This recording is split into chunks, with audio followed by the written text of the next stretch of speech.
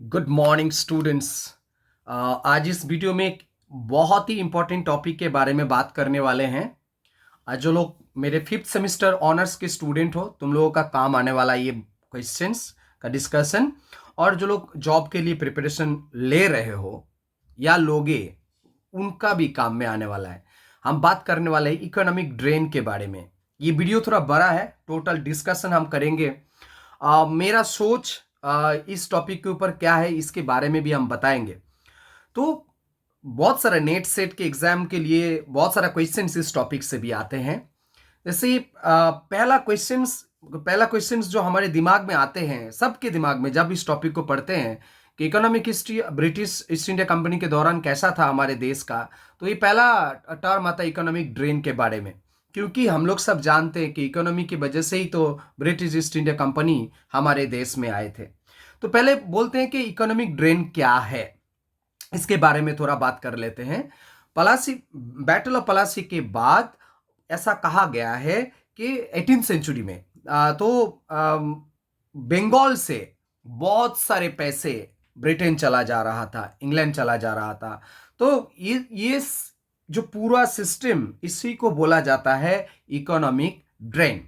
बहुत सारे हिस्टोरियंस लोग इसके बारे में बहुत सारे टर्म इस्तेमाल किए हैं। जैसे दो हिस्टोरियंस का नाम हम बताएंगे अभी। एक का नाम है ब्रुक्स एडम्स, जिन्होंने बोला कि ये जो पैसे बैटल ऑफ पलासी के बाद लगभग 765 1771 तक जो पैसा चला गया, इसको बोलते हैं पलासी प्लांडर।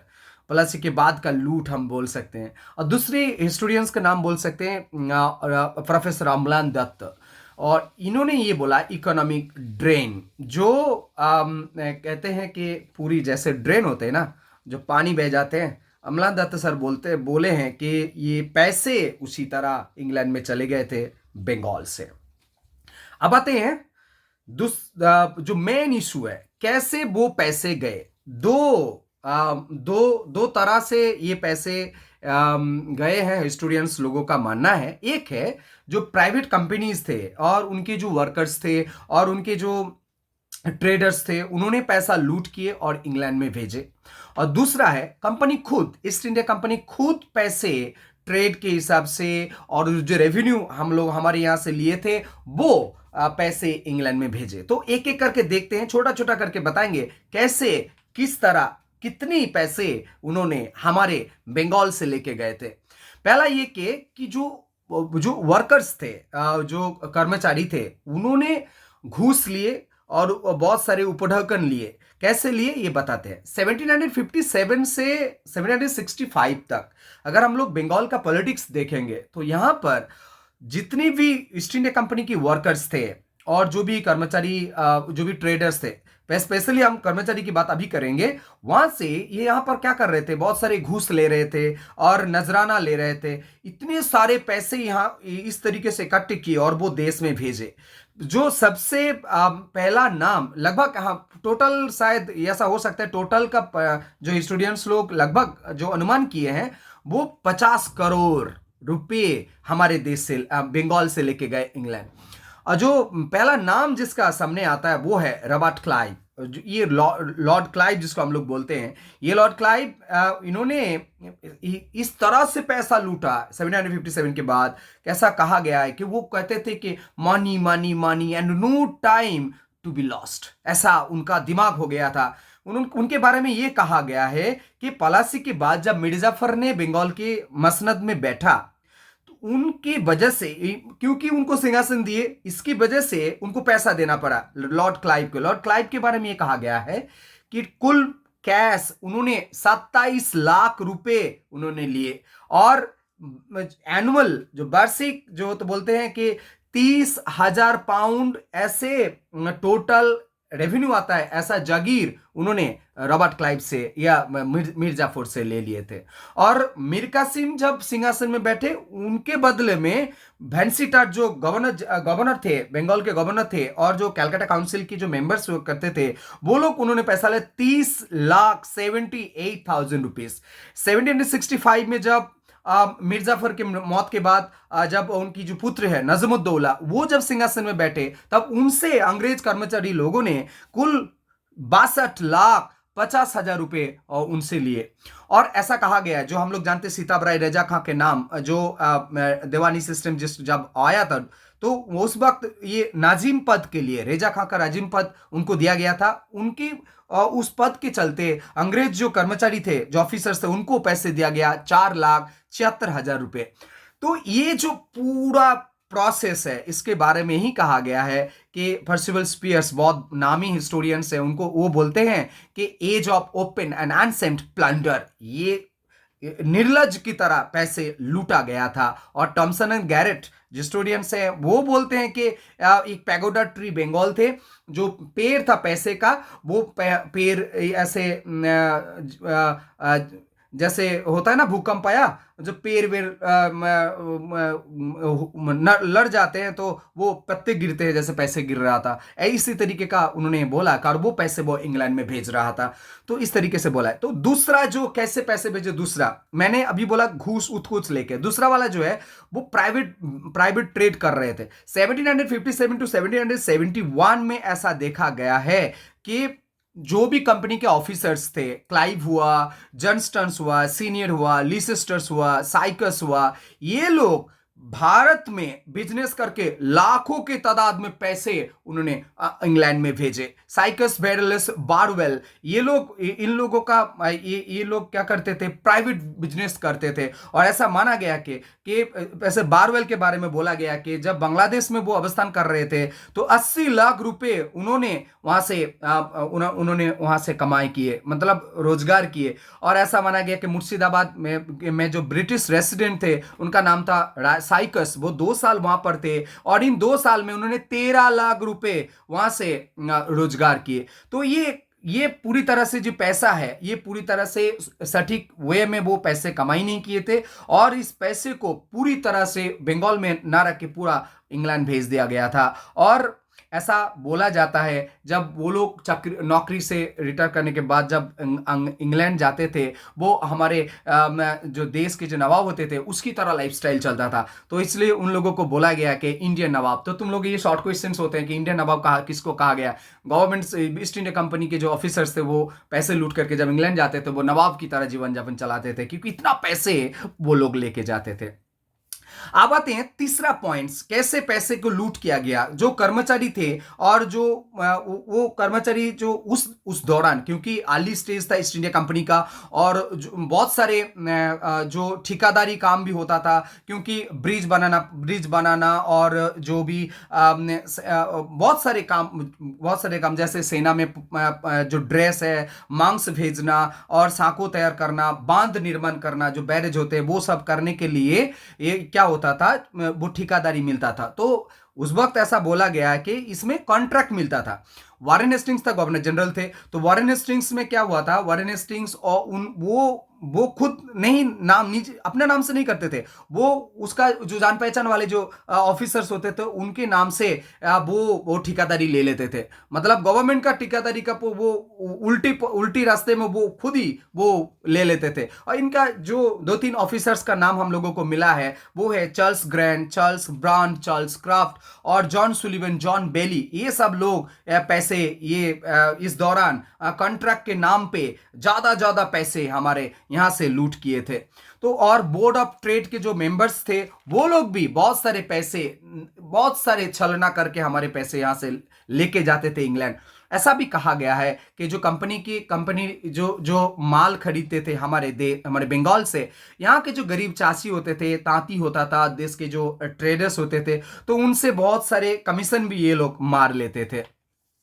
अब आते चौथा, जो जैसे पैसा लूट के वो है इंडिपेंडेंट ट्रेडर्स। ऐसा कहा गया है कि ईस्ट इंडिया कंपनी को छोड़ के बहुत सारे और भी कंपनी को बंगाल में बिजनेस करने के लिए परमिशन दिया गया था।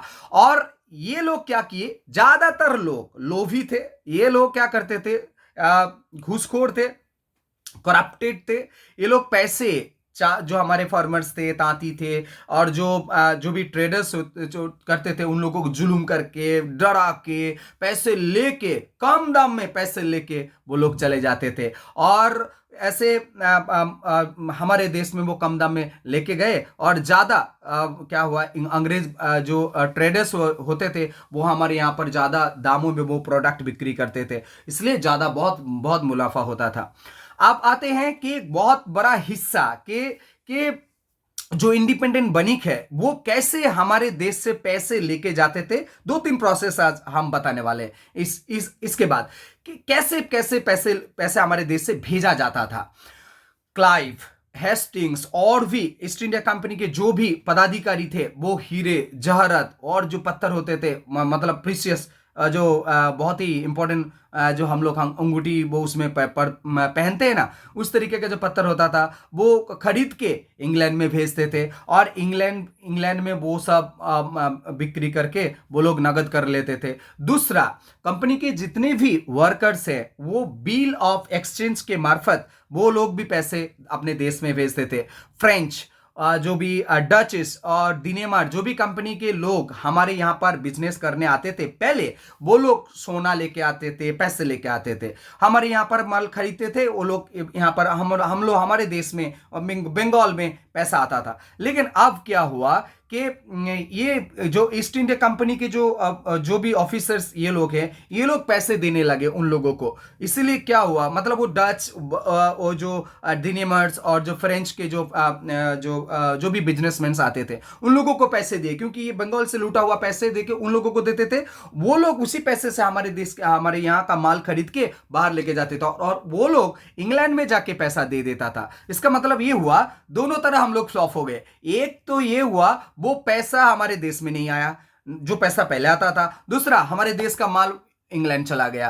तो ये एक बहुत अजीब गरीब सिचुएशन उस वक्त बन गया था। और तीसरी कैसा सिर्फ ये नहीं है, कोलकाता, मुंबई ये सब नहीं है, लेकिन ये हमारे जो यहाँ का पैसा है, एशिया के और भी जो ट्रेड सेंटर्स होते थे, जैसे जिड्डा हो गया, एलेप्पो हो गया, बसरा हो गया और कायरो हो गया, वहां से भी पैसे, हमारा बंगाल इधर का पैसा, भारत का पैसा उधर से होके इंग्लैंड जाता था। 1780 में ऐसा एक सिस्टम बनाया गया था जहां से जिसके मार्फत हमारे देश का पैसा उधर जा रहा था। वो है एजेंसी हाउस, जो अंग्रेज बनिक ने बनाए थे। और इस एजेंसी हाउस का काम यही था कि जो भी ट्रेडर्स का जो पैसा है वहां पर वो अपना इंग्लैंड में भेजने का काम करते थे। अब जो दूसरा पैटर्न मैंने बताया, पहले जो मैंने दो हिस्सा बताया था वो एक हिस्सा हो गया, दूसरा हिस्सा ये है कि कंपनी खुद कैसे पैसे हमारे देश से इंग्लैंड भेज रहा था। इंग्लैंड के जो ऐसा कहा गया है कि पलासी बैटल के बाद हमारे देश में यूरोप से जितने भी ट्रेडर्स आते थे या इंग्लैंड से जो भी ट्रेडर्स आते थे वो लोग पैसा इन्वेस्ट करते थे। मैंने अभी बोला कि उस पैसे से हमारे यहाँ का माल खरीदते थे। इसको कहते थे कि माल खरीदने के लिए पैसा तो देना पड़ता, इसको कहते हैं इन्वेस्टमेंट। तो ये इन्वेस्टमेंट के चलते क्या होता था, हमारे देश में बहुत सारे सोना, रूपा, बुलियंस आते थे। अब क्या हुआ, पलासी बैटल के बाद इस सिस्टम में बदलाव आए, क्योंकि बहुत सारे ऐसे सिस्टम हुआ कि जैसे नवाब बनाने लगे वो लोग, वैसे दीवानी सिस्टम्स में बहुत सारे पैसे मिलने लगे। इसके चलते क्या हुआ, बहुत सारे पैसे ईस्ट इंडिया कंपनी के हाथ में लगे और कंपनी उस पैसे को बंगाल के जो ट्रेड है उसमें इन्वेस्ट करने लगे। और इस इन्वेस्ट करने में क्या हुआ, बाहर से पैसा अब नहीं आ रहा है। तो मैंने पहले भी बोला कि उस इन्वेस्ट किए हुए पैसे को वो लोग सोना और रूपा के रूप में वो लोग हमारे देश में जो आ रहे थे वो बंद हो गया, और ऐसे आना ही बंद हो गया, मतलब इन्वेस्टमेंट ही बंद हो गया। इसलिए ऐसा कहा गया है कि जेम्स ग्रंट ये बोल रहे हैं कि पहले जो विनियोग हमारे वहाँ से इंग्लैंड से जो पैसे आते थे उसका लगभग जो परिमाण थे, अनुमान कहा जाता है कि 1,80,00,000 रुपए वो लगनी होता था। लेकिन अब क्या हुआ, वो कम हो गया। दूसरी बात यह है कि यूरोप में चीन की जो ग्रीन टी है और जो व्हाइट रेशम होते हैं वो होते थे, वो बहुत ही इंपॉर्टेंट होता था। तो ये क्या किए कि कंपनी ने बांग्ला से सोना रूपा वो लेके चीन में भेजते थे और वो प्रोडक्ट लेके वो लोग यूरोप में भेजते थे। 1760 में ऐसा कहा गया है कि एनुअली 24 लाख रुपीज, 1770 में 20 लाख रुपीज कम हो गया, मतलब पैसा आना कम हो गया भारत में। उसके बाद क्या हुआ कि बंगाल से जो अफीम की जो रफ्तानी होता था चीन के मूलधन में, वो लोग वो बंगाल का वो पैसा वहां पर इन्वेस्ट हो रहा था। कंपनी, ऐसा बोला जाता है कि कंपनी के जो डिविडेंड मिलता था, और ब्रिटिश सरकार बोलते हैं कि बंगाल के जो एडमिनिस्ट्रेशन से जो पैसा मिलता था, बंगाल से जो पैसा मिलता था डिविडेंड के रूप में, वो इंग्लैंड भेजते थे। ऐसा कहा गया है कि जो हमारे बंगाल प्रेसिडेंसी या मुंबई प्रेसिडेंसी, मद्रास प्रेसिडेंसी का जो खर्चा जो उठाने के लिए ये भी पैसा इन्वेस्टमेंट के रूप में वो खर्चा मिटाने के बाद वो भी बंगाल से ही जाता था, मद्रास और मुंबई, और वहां से जो भी इन्वेस्टमेंट के रूप में वो उधर इंग्लैंड चला जाता था। तो ऐसा कहा गया है कि ये डॉक्टर अमलेश त्रिपाठी जी का मानना है, कुल मिला के 26 लाख से 30 लाख रुपए बांग्ला से मुंबई मद्रास वहां पर भेजा जाता था हर साल।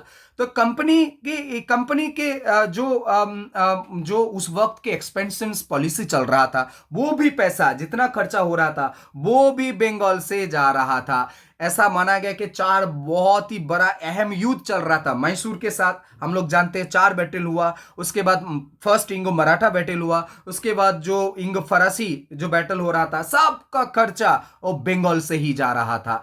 तो और ऐसा और एक ऐसा ये है कि भारतवर्ष में जो प्रशासन चल रहा था, एडमिनिस्ट्रेशन चल रहा था, उस एडमिनिस्ट्रेशन में जितने भी अंग्रेज कर्मचारी थे उनका सैलरी वो बंगाल से ही जाता था। और इंग्लैंड के जो इंडिया ऑफिस होते थे उसका भी खर्च यही लोग यहां से लेके जाते थे। अब आते हैं टोटल कैसे कितना गया, एक छोटा सा आंकड़ा हम तुम लोगों को सामने देखते हैं। भारत से कितना पैसा गया था ये तो कुल ऐसे कोई नहीं, एग्जैक्ट रुपीज तो कोई बता नहीं सकता, लेकिन योगेश चंद्र सिंह जो हिस्टोरियंस है, इकोनॉमिक हिस्टोरियंस, वो बताते हैं कि 1757 टू 1780 लगभग इस दौरान भारत से इंग्लैंड गया हुआ पैसे का कुल हिसाब 38 करोड़ 4 लाख पाउंड कहा गया है। सर पीजे ग्रिफिथ्स 1780 टू 1813 ये बोले हैं 30 करोड़ पाउंड्स। तो मतलब इससे ये पता चलता है, और पीजे मार्शल साहब भी बोले हैं कि 5 लाख पाउंड के लगभग। मतलब हम लोग ये बोल सकते हैं जॉन सुलिवन जो मद्रास बोर्ड के राजस्व सचिव थे, तो वो कहते हैं कि एक तरह से भारतवर्ष से जैसे स्पॉन्ज होता है ना, स्पॉन्ज हम लोग पानी में डालते हैं और वो पानी जो वो एब्जॉर्ब कर लेते हैं, ऐसा इन्होंने बोला है कि वो इंग्लैंड से स्पॉन्ज लाते थे और गंगा के किनारे वो स्पंज को वो चुबोते थे और वहां से पानी और मतलब पैसा उठा के वो इंग्लैंड में जाके निचोड़ते थे। तो ये इस तरीके का कारनामा वो लोग करते थे। अब आते हैं एक डिबेट के बारे में, क्या ये जो पैसा गया था ये सचमुच गया था कि नहीं गया था? दो तरह का स्टूडेंट्स हम लोगों के सामने है। एक है सर जॉन स्ट्रैची, ये बोलते हैं कि भारतवर्ष में शांति श्रृंखला के जो हम उस वक्त बने थे उसके बदले में भारतवर्ष से वो पैसे वो लेके गए थे ऐसा, और इंग्लैंड में कम सूद में पैसा मिलता था, तो इसीलिए उस सूद का जो मतलब जो डेबिट होते थे वो पैसे देने के लिए हमारे देश से पैसा गया है। तो ऐसे ये मानना यही है कि उस वक्त इतनी कम सूद में भारतवर्ष में ऋण नहीं मिलता था। तो ये उनका वो स्ट्रैची साहब का मानना है। लेकिन इसके उत्तर में ये बोल सकते हैं कि जितना भी सूद क्यों ना हो और भारतवर्ष के काम में मतलब अगर पैसा भारतवर्ष में रहता तो वो भारतवर्ष के लोगों को बहुत काम आ सकता था। सर थियोडोर मॉरिसन, उनका एक बहुत बड़ा बुक है कि इकोनॉमिक ट्रेडिशन इन इंडिया, ये बोलते हैं कि बंगाल से जो माल वो इंग्लैंड गया, रप्तानी होके गया, वो उसका कुछ भी क्षति नहीं हुआ बंगाल में। ये इनका मानना ये है, यहाँ पर आमदनी ज़्यादा हुआ था, रप्तानी कम हुआ था। और यहाँ पर बंगाल में जो भी ट्रेड मतलब शिल्प का विकास भी हुआ था, और जहाज से माल आने जाने के चलते बहुत सारे लोगों का कर्म संस्थान भी हुआ था। तो एक लगभग एक मॉरिसन साहब का मानना है कि भारतवर्ष का लाभ ही हुआ था। तो इसके बारे में ये बोला जाता है कि उत्तर में हम लोग जो दूसरी टाइप के हिस्टोरियंस हैं वो बताते हैं कि कहाँ हुआ कि रप्तानी वृद्धि मानते हैं कि यहाँ से प्रोडक्ट गया, लेकिन बंगाल में जो भी छोटा मोटा बिजनेसमैन थे और ट्रेडर्स थे, ये तांती थे, वो बहुत सारे लोग जो थे उनका कुछ भी काम में ये पैसा नहीं लगा, और धीरे धीरे वो खत्म हो गया। और बहुत सारे कर्मचारी जो है वो जो जिस दाम में उनको जिस दाम में प्रोडक्ट उनको मिलना चाहिए था, भारतीय वणिक और जो तांती थे, वो उनको वो पैसा वो नहीं मिला। इसके और भी है कि जो भी कर्मचारी ब्रिटिश ईस्ट इंडिया कंपनी के थे, वो तो हमने पहले ही बोला कि बहुत शोषण करके वो पैसा लेके गए। और पीजे मार्शल साहब के बोल रहे हैं कि ये पैसा इसीलिए लेके गए कि हम लोग सुरक्षा देते थे, मतलब ब्रिटिश ईस्ट इंडिया कंपनी सुरक्षा देते थे, और बंगाल में इतना अच्छा प्रशासन दिए, और बंगाल में सामाजिक सांस्कृतिक का डेवलपमेंट हुआ, इसके चलते ये पैसा गया। और ये भी बोलते हैं कि मुगल पीरियड में तो पैसा बंगाल से दिल्ली जाता था, तो आप लोग उस वक्त भी उंगली नहीं उठाता, तो इंग्लैंड में गया तो क्या हुआ। तो ये इसके बदले में हमारे भारतीय जो हिस्टोरियंस है वो लोग बोले हैं कि डेवलपमेंट उस वक्त उस लेवल में नहीं हुआ था, और जो बंगाल से दिल्ली पैसा जाने वाला जो बात है, वो तो हमारे देश में ही पैसा रहता था, कहाँ बाहर जाता था। तो डेवलपमेंट उस वक्त जितने भी पैसे गए वो कभी रिटर्न नहीं आए, मतलब एक तरह से वो पैसा जाता ही रहा, तो वो पैसे कभी रिटर्न में नहीं आया। तो हम लोग ये कंक्लूजन में ये बात बोलेंगे कि भारतवर्ष से पैसा, वो जो पैसा गया था वो पैसा कभी लौट के नहीं आया। और रमेश चंद्र दत्त जो इंडियन इकोनॉमी बहुत बड़ा बुक है, उन्होंने बोला है कि इस तरह से इतने पैसे हमारे देश से लेके चले गए। अगर इंग्लैंड का पैसा अगर कहीं देश में चला जाता तो इंग्लैंड एक तरह से वो क्या बोलते सूखा पड़ जाता। तो भारतवर्ष से इतना पैसा वहां पर गया था।